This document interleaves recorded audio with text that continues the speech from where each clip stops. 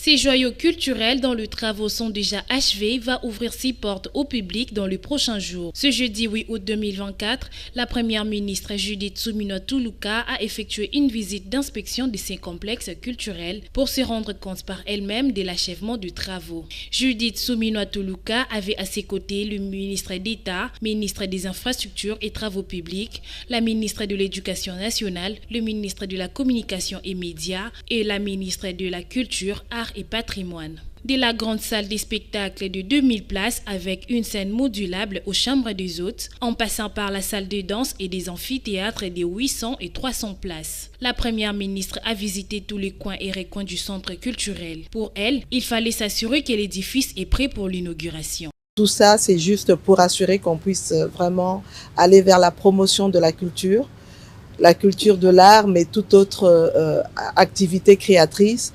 Et ça pourra aussi être un centre d'activité qui pourra générer un certain nombre de ressources pour le développement de notre pays. Cette grande bâtisse construite sur un espace de 93 000 m² abritera également l'Institut national des arts. La première ministre a été visiblement satisfaite de ce qu'elle a vu et entendu lors de son passage dans ce centre à vocation régionale pour l'éclosion de la culture congolaise et africaine. Par ailleurs, afin d'assurer la pérennité du centre culturel et artistique de l'Afrique centrale, la chef du gouvernement a indiqué que la responsabilité a été confiée à la ministre de la Culture, Arts et Patrimoine, qui en assurera l'unité de la gestion du point de vue procédural. Lancé en 2019 par le président de la République, les travaux de construction de ce centre culturel et artistique, il se révèle comme la réponse à plusieurs problèmes des artistes congolais restés longtemps sans solution. On trouve dans cet espace 3 studios d'enregistrement modernes qui sont des espaces consacrés à la création musicale. Il y a aussi une salle de maquillage adaptée. La construction de ce centre culturel et artistique est donc une urbaine pour les opérateurs culturels congolais